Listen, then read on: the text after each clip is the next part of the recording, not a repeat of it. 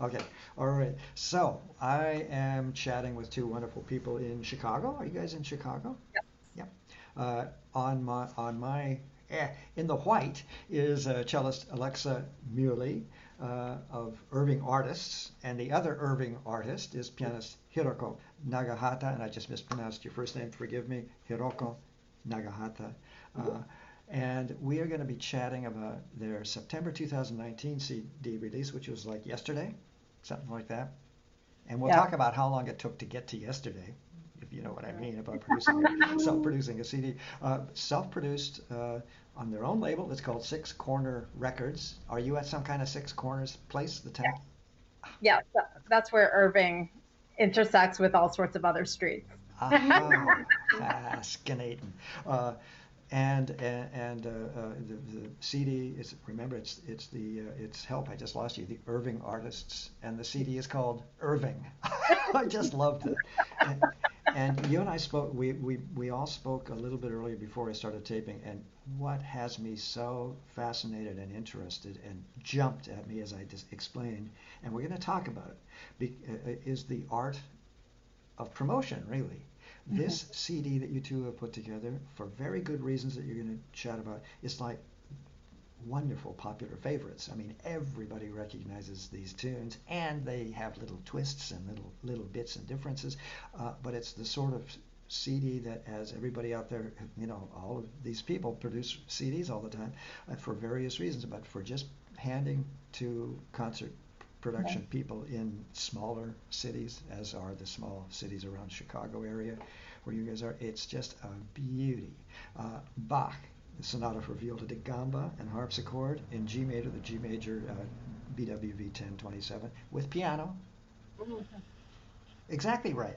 They're not going to find a harpsichord out in the middle of some small city out in Indiana. This piece is sort of like rarely performed, like kind of rare side. Uh-huh. But there are most recordings from harpsichord and cello or harpsichord or Yeah. organ. Yeah. So Yeah. like it's kind of somebody said like it's since like 2007 there was nobody who recorded with cello and piano. Huh. Huh, that's very interesting. In other words, things have become so purist, maybe that, because that's Mm. what I thought. I thought, yes, exactly right. Here it is, the Bach piece that you're going to play. If I presume the CD is to help get some gigs. I mean, we're musicians, we're making a living here. And of course, it's going to be played on piano and cello, and that was the point. Anyway, the Bach Sonata, beautifully played. Gaspar Casado. Uh, Wonderful prelude. It's one movement, I guess. I've never heard the piece, but it's Opus 17, number 4, for solo piano and and also vocalise. Did I get Mm. that wrong? The prelude in D major. Yes. I may have gotten this when I typed this up. Uh, anyway, that's a beauty. The Casado, Dvorak's Slavonic Dance. Now this one is not is you recognize the tunes. It's the E minor, Opus 46, number 2, but it's one of those that just isn't quite all that often performed. That's right. Yeah. So those little moments are like, ooh, that's just fresh. That's how I did it. I saw, Dvorak's Slavonic Dance. Okay. And then I realized, this is one of those that's, not so often performed. And then we're going to talk about Keith Murphy, his arrangement, and that's an understatement, really. It's a rewriting of Simple Gifts for clarinet, cello, and piano with Heather Thorne Dahl as the clarinetist. Just a Mhm. quick one. I'm going to let you talk here, I promise, and we're going to get you closer and maybe move the Mm. camera a Mm. little bit. Cellist Alexa Yeah. Muhly, Bachelor of Music, Cleveland Institute of Music, Masters, Yale. I always get all scared when I have musician friends from Yale because they're so super intelligent. It always scares me to death. Anyway, Master of Music from Yale School of Music, performed all over the place. Freelances as a Chicago area musician. Am I okay so far? Was principal cellist of the Kalamazoo Symphony, and we've talked about that. Kalamazoo has come a long, long way. Fabulous regional orchestra, Kalamazoo Symphony. 3 years served as principal cellist, also the Chicago Chamber Orchestra. Good so far. And then plays in the contemporary music ensemble Opus 21. Have I left anything out? No, that sounds about right. Perfect. Japanese pianist. Mhm. I'm going to try again. Hiroko Nagahata. Yeah. Perfect. Had you had thank you had her Carnegie Hall at the Viol Recital Hall. I think I pronounced that properly. Debut in 2009. Doctor of Musical Arts from Michigan State University, Master's from Manhattan School of Music, not so bad. BA from Kobe College in Japan. So you know we're talking professional musicians playing together. So let's get started on this thing. I sound like a broken record, as I mentioned before we pushed record, but it is no accident how people find instruments and then make a decision to live with them for the rest of their lives and try and make an income. It's crazy. Okay, so let's get started with a little backstory. It's always fascinating. Who wants to go first? To tell the story of how your youth and how you stumbled upon piano, for example. Let's start with piano. How did that work? Can I just ask before we, just because I know from experience this is a little, can we move the imaging a little bit more? I'm afraid I'm going to lose a face. That sounds horrible. Much better. Oh, much better. Thank you, Alexa. Much, much better. Even more. Even a touch more. Because I think you're safe. Because if I lose part of you, I'll lose your left, what is it? Your right arm and shoulder. Doesn't matter. Okay. Okay. Hiroko, can you tell us, there you were in Kobe, what, how, when? Should I talk from like the how I started piano? Well, and how come piano? I mean, was it a grand aunt? Was it a special teacher? Did Oh, you stumble upon it? my mother is a piano teacher, so I see. I had a piano since I was since I was little, and it was kind of trendy in Japan for kids to learn piano that time. So but she didn't teach me. She thought like I could start a little later. Um, so she didn't teach me super early, and then but I saw all my friends learning piano, so I begged my mother to teach me piano. That's what I heard. I don't remember, but And then when did that moment come when you said, hey, this might possibly be a profession? it's probably around middle school. I moved and I met a really wonderful teacher. So I started to increase more practice time and I started to take it more seriously. That's my story too. About ninth grade, middle school, the end of middle school is when I found Yeah, myself, for like some strange reason, falling in love with music as a profession. Alexa, your turn. Oh.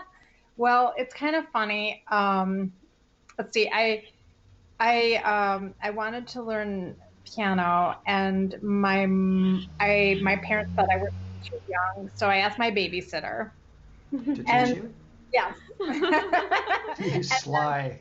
That's a slinky thing to do. Anyway, go ahead. it's funny. Yeah, I was pretty young, and then that started, and then I wanted to start another instrument, and I decided I wanted to play the string bass. And my parents looked at each other and they said, maybe not. And because my dad was an amateur cellist, I sort of begrudgingly chose the cello. And anyway, and then I decided to go into music. My parents are mathematicians, and it was I think a sort of an escape from that, Hmm. from feeling like I had to do my math homework. I like that. I also threw myself away from mathematics in about 10th grade, as in never, no, that's it for me forever, for a lifetime, and so Yeah. on. But what, so in other words, and very intelligently, because my first love was piccolo in fourth grade, saw the movie, thought, ooh, that is so cool, and little by little, the parents talked me down to clarinet. So what can I say? So this made sense also, or talked me up to clarinet. And this makes sense that your parents very wisely said, bass, how about y'all? Exactly. Okay, let's see. So we have that little bit of backstory, but how about when did it start getting really serious? I assume in college, because you both are well Oh, educated. yes. And Actually, yeah, I probably when I was in seventh grade, I'll say I was I decided this is it. I knew I was like, I'm gonna do this. So, and I think it was really then. And it was, I think the big decision was for me whether I was going to become a pianist or a cellist because I had very, very good piano teachers growing up as well. So I think I yeah, but I ended up deciding really my freshman year of college that it was going to be cello. okay, that's kind of the point of my question. And again, let's no, I guess we're okay. I just worry a lot. Oh, there we go. Shuffle, shuffle. Fine. Um, the reason I want to know is there's a and I think both of you have spoken to my own experience at a certain point, really rather young. It was like that was it. Hmm. Period. I started the youth symphony here in Little Santa Barbara when I was 16. Wow. That was just it. It's been that way forever. Um, I have the feeling that I thought maybe you might have met in college, because often ensembles get together in graduate school. But you told me before we taped that wasn't so. So how did you meet? Well, we were actually like, do you want to speak about it? Sure. Um, I I happened to see her practicing cello at one of the Chicago's music schools, and I saw her practicing very seriously, and I was thinking to practice my piano, but then I didn't want to disturb her, and like I just kind of went to talk to her. Hi, your cello sounds wonderful, and yeah, and I heard she was playing so well, so beautifully. So I asked her, oh, we should play together sometime, and kind of invited her. And but it didn't happen immediately. It took like a year or so until finally our schedule matched, and she was able to join a concert I proposed. Interesting. And both of you were full-fledged, mature, Mm, professional musicians, yeah? Yeah. How, mm. how many years ago was this when you met? And then what was that process about? When did you hesitantly sit down together and decide whether you could be friends or enemies? I actually like she's very easy to talk to. She's very kind of like open hand. So I immediately felt like, oh, I can talk to her. That's the reason I asked was not for nothing. That's the biggest hurdle, is seeing whether people that are going to play chamber music together or have any kind of compatibility. So I've always wondered whether there were months of after the initial honeymoon of, oh, hello, how are you, and oh, you play so beautifully, whether there were months of tearing each other's hair out and then you settle down or not. Yeah, Yeah. she's very open to like whenever I ask her like, oh, would you like to Alexa, would you like to play this piece? And she's always like, yes. So it's so That makes great. it easy. It's so great to have those yes, like because like if you get the response like yeah, perhaps, or we always kind of agree for like what we would play together, or like how often we would rehearse those Yes. Okay, things. so how many fights did you have before you came up with the music for this CD? It's perfect. It's a perfect demo CD. We actually didn't. I mean, the thing is, I think that that's really nice about what we've done, which is unique. And I know what you're talking about because I haven't had this situation before. Um, is that we do share interest in the same type of repertoire as well as the same type of work ethic. So it's not like one person is coming to the rehearsal and wants to do, 500 hours more than the other person, or just, like wing it.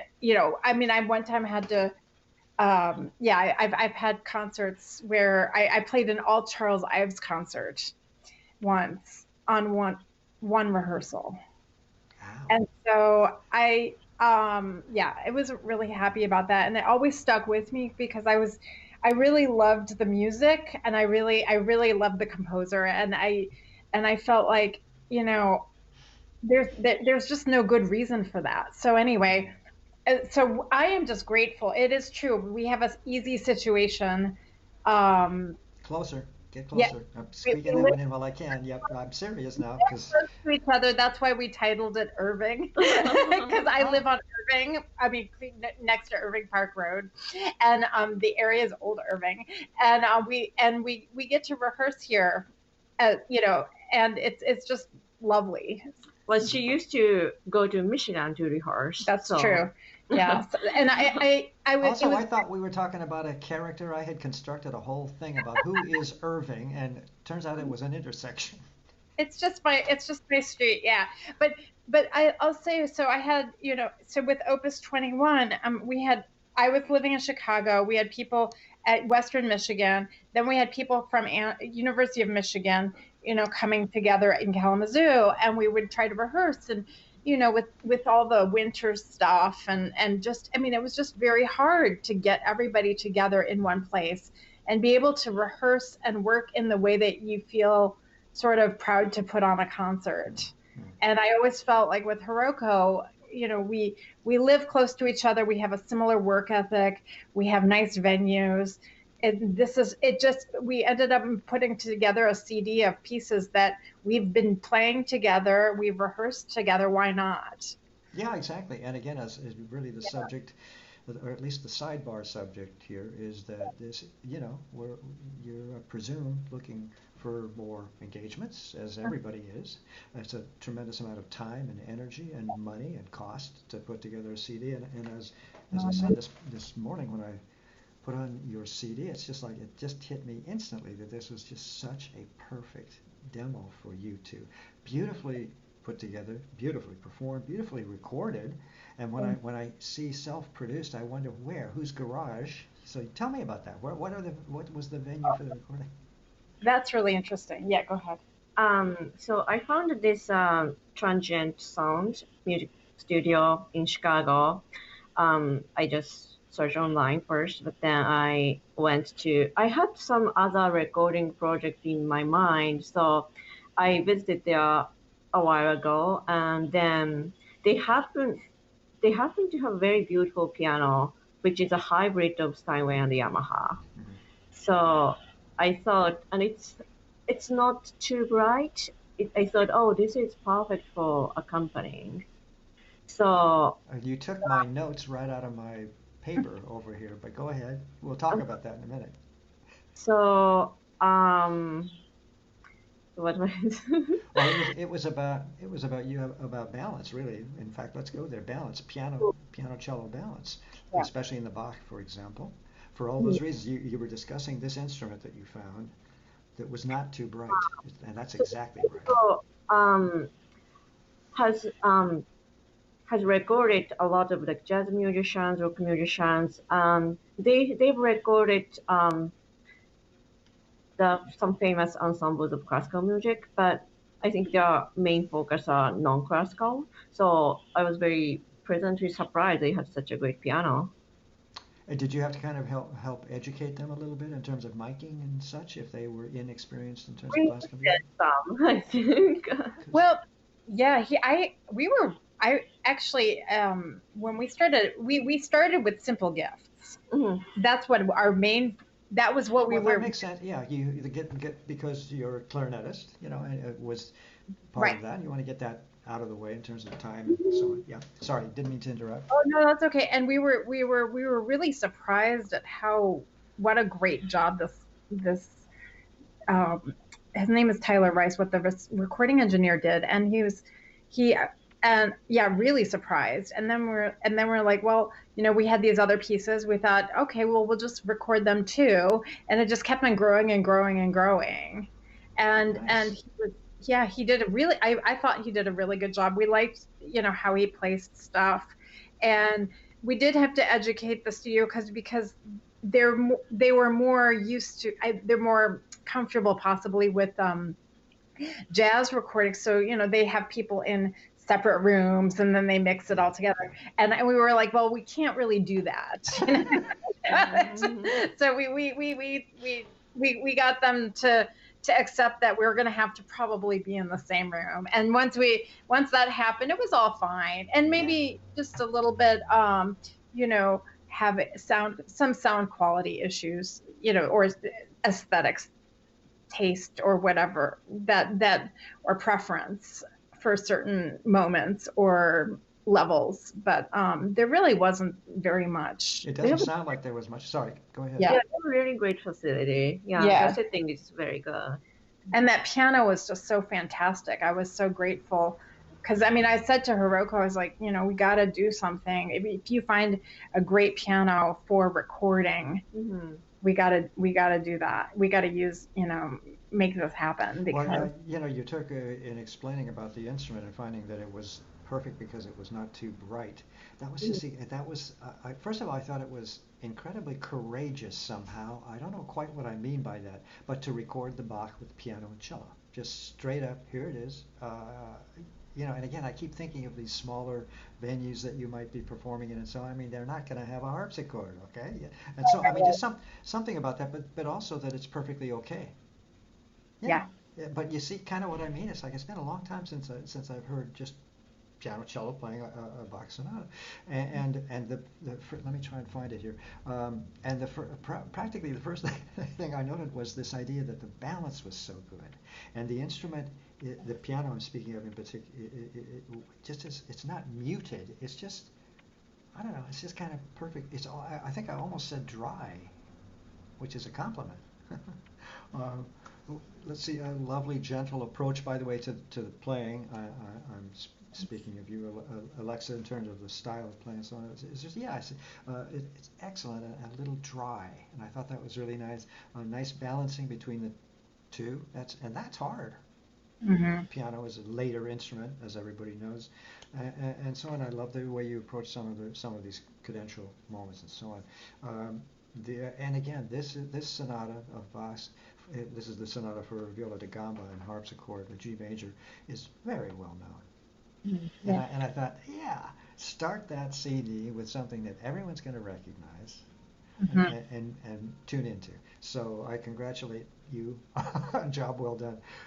Tell me a little bit, if you can, about Keith Murphy. I'm speaking of his arrangement of Simple Gifts for clarinet, cello, and piano, and from 2019. So it's like, maybe you had some space to fill up. And so we asked you to write Simple Gifts of arrangement for this concert called Folk Inspiration at Harold Washington Library.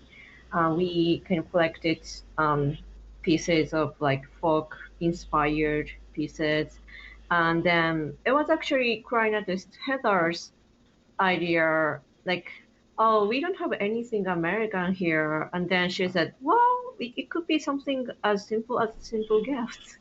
And so I mentioned about it to the composer Keith Murphy, and he was willing to write an arrangement for us.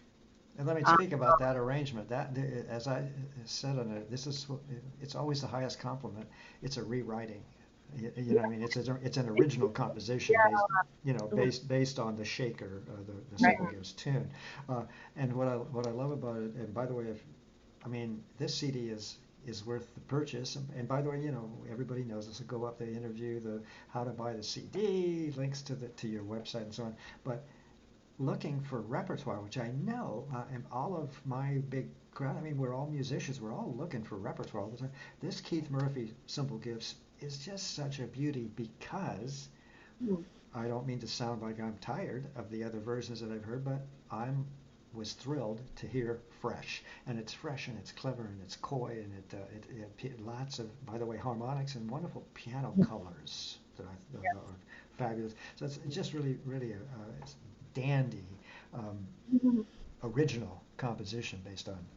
Yeah, we had a lot of audience after the concert talk to us. Oh, we loved that Simple Gifts. It was so fun to hear. And by the way, it's quite a challenge for clarinet, all that shrill high register stuff, which is great fun, but still, it either comes off or it doesn't. What can I say? It comes off very well on this recording. The tune gets torn apart a bit, and then the whole thing just kind of quickly ends. bum bum. I mean, not that. That's my imagination, but it's that kind of a thing. After all this wonderful stirrings and original colors and twists on the tune and variations, really, of color between these three instruments, wonderful combination of clarinet, cello, and piano. Then it kind of gets all high and shrill and wonderful, and then it just kind of goes, "That's it, folks." I mean, I loved it. All right. Okay. So what else? Let's and we have the Dvorak Slavonic Dance, the E minor, Opus 46, number 2, arranged for cello and piano by Hiroko Nagahata. I hope I'm close. We don't know. We have, yeah. Oh, good. Okay, so I'm not alone. All right. Maybe Hungarian. I don't know something. No, he's Czech. Czech. Thanks. And again.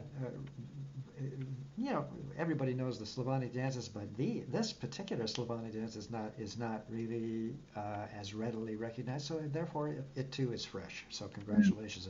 The little bits, that are unique in this particular Slavonic dance. But let's see, and then Rachmaninoff, by the way, beautiful playing. I love the expressivity.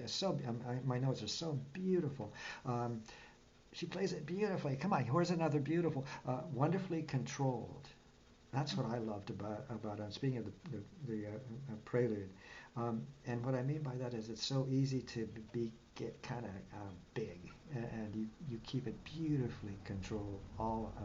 It's just plain lovely. That's the whole point. And the vocalese in E minor with you too. Now there's a very, very popular and instantly recognizable tune to everybody. This vocalese tune, the E minor, cello and piano. But I guess what I'm trying to say is the two of you play so beautifully together. By the way, it's a beautiful example of your compatibility, I think, in terms of playing. Tell me, I've got several big asterisks after Gaspar Casado. I have these dates, 1897 to 1966, Catalan Spaniard, and these days you have to, the regions are very, very important. He was Catalan Spaniard, a contemporary Casals, as you mentioned. This Prelude Fantasia from the suite for solo cello. Yes. Go, talk to me about it. Oh, well, he was a student of Casals and Ravel. Oh, no wonder it's so interesting. So he quotes the flute solo from Daphnis and Chloe. I could not hear it, first time through, but I remember thinking to myself, where you kind of go like that. What have I heard that before? Anyway. So yeah, it's a great piece for. What is going on? Is there a baby crawling around or a dog or what? What's going on there? Oh no, sorry. There's just a little bit of activity. Sorry about that. No, I just couldn't resist asking because I was expecting maybe a pet or something. Anyway, sorry. She was. Yeah, my cat was at the vet today, and they gave her all sorts of medication, so she's doing kind of loopy stuff. Oh, okay. Now, see, I'm glad I asked. Anyway, we're talking about Gaspar Casado's piece. Casado's is I love that piece because it really shows so much of the colors and different possibilities of the cello. Yeah. And there are two other movements. We didn't include them on the CD. She did a prelude, I did a prelude. Yeah, exactly. And also all you did for me, because shoot me, but I've never heard this piece before. That's okay. Okay, thanks. I'm glad we're far away from each other. Is there a baseball bat you want to throw at me? But when I realized this movement, which is a stand-alone movement all by itself, it's really magnificent. It's fabulous. Is part of three movements. Is one of three movements. I mean, it has to be an absolutely magnificent suite. So congratulations for letting me hear this piece. And I'm trying to figure out, lots of high tessitura plunges down to the low register, and then I did a little looking up, and then, cellist. No wonder it's such a beautifully written piece. How hard is it, that movement, to put together? It's hard. It's a hard piece, but I mean, I've been playing it for a while, so it was sort of, but you need to live with it for a while. I think I think that's the nice thing about our CD. We couldn't, of course, live with the Keith Murphy. But all the other pieces we've been working on and playing for quite a while. So we felt like it was just I think it's just such a luxury in the music world to have pieces that you've been doing and that you feel like, I'm playing it to the best of my ability. So that's kind of maybe the reason behind wanting to put them together on a CD. And speak, Hiroko. I was just going to ask you a question, but go ahead. Yeah. Oh, sorry. Yeah, I actually thought that the selection of our piece actually worked out very well. It's something we have rehearsed a lot. I or she has been individually playing for a long time, but it starts from the G major Bach sonata, and then it goes to so when Alexa played the Casado piece, like you might realize, but it's like emphasis on D, and then I played the Rachmaninoff of D major prelude. There's going to be a sub story here, a sub basement text thing. Go ahead. And then, well, the vocal is just such a beautiful piece. I really wanted to play with cello for a long time. And that's a very dangerous and exposed piece in that everybody knows it, every cellist knows it. And my compliment to both of you, excuse me for interrupting, but continue a second, but is that I know all the bits and parts and the fuzzy moments as you do that can happen and that I hear more often than not. It must have something to do with the way it's written or the way it falls with the fingers or something. And they didn't happen here.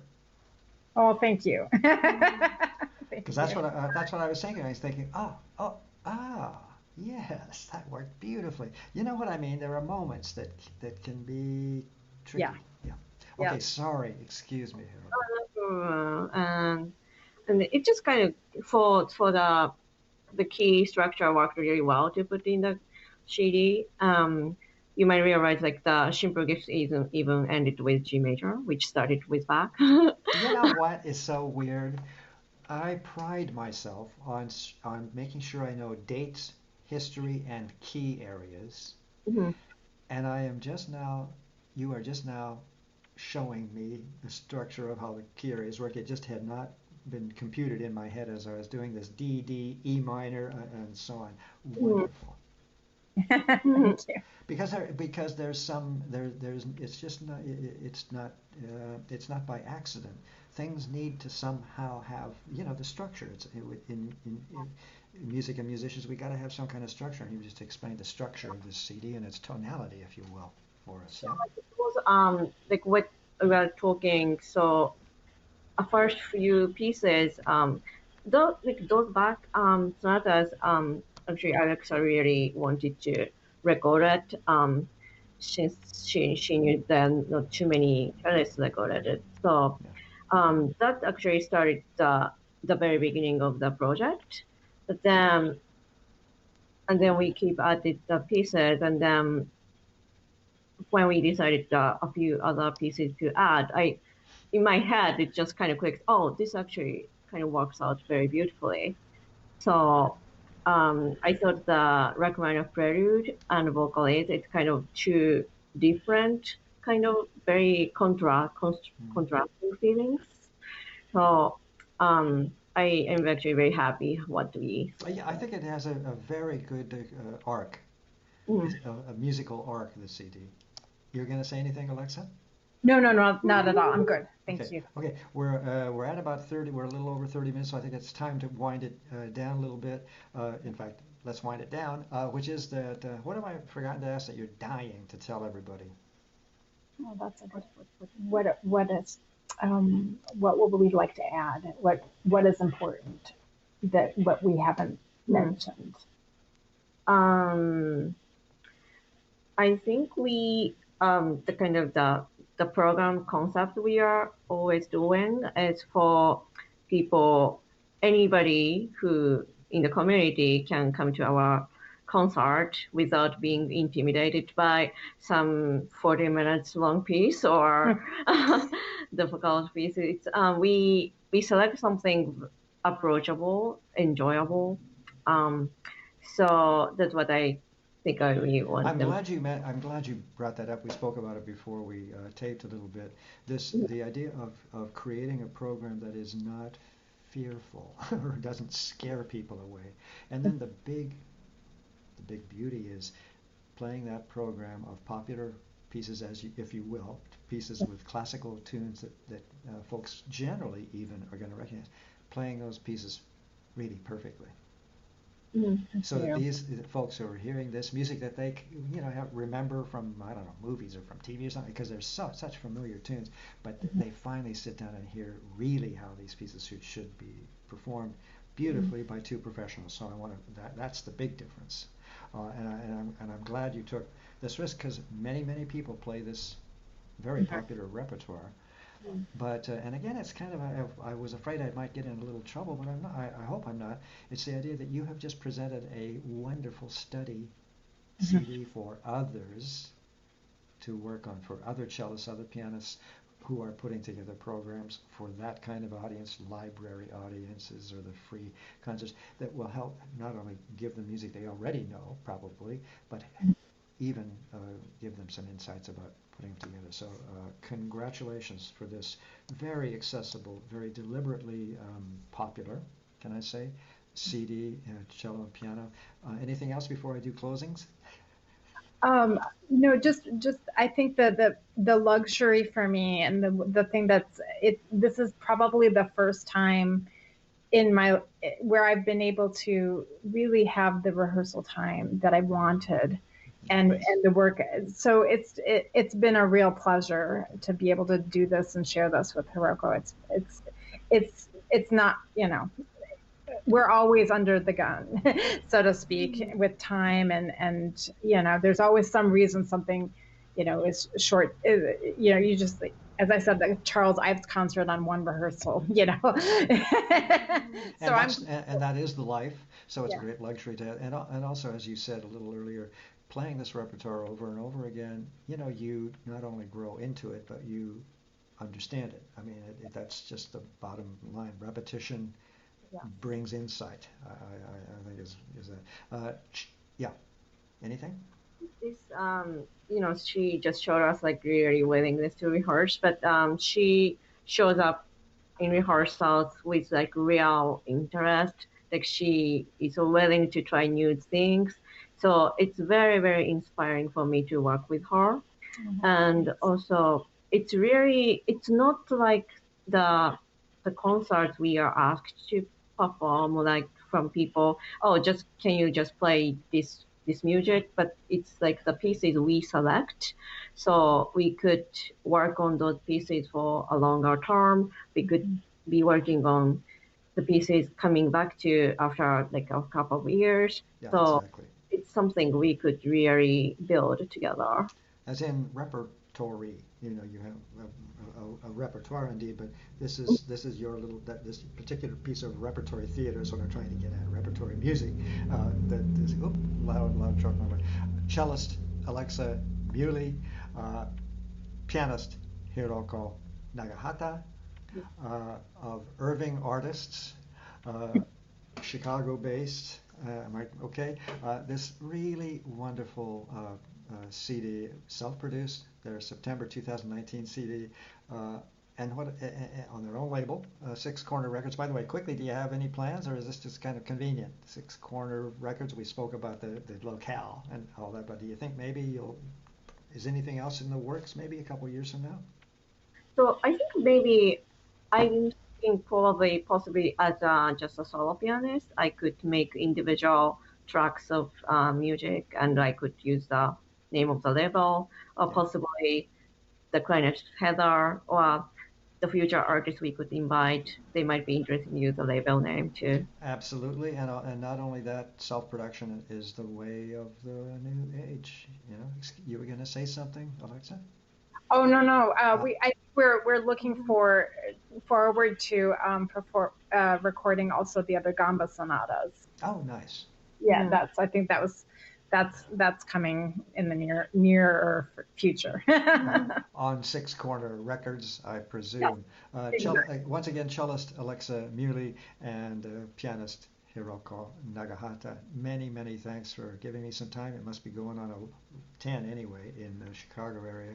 Um, Soon enough, well, you'll be the first to know. I'll get this video up as soon as I can because I love to create the page because people are lots of visitors, I'm happy to say, to the site. So they'll browse, they'll go, they'll do other things. And then when I get the review written, everybody knows I'm behind. But when I get that review written, it will be yet another big blast to bring people back to the site. And also make sure you're on Facebook, and when something's going on, we make sure we're connected because then I share it with my whole crowd. So that's how it works, folks. Many, many thanks. We'll see you. Good night. Thank you so much. Thank you. Pleasure.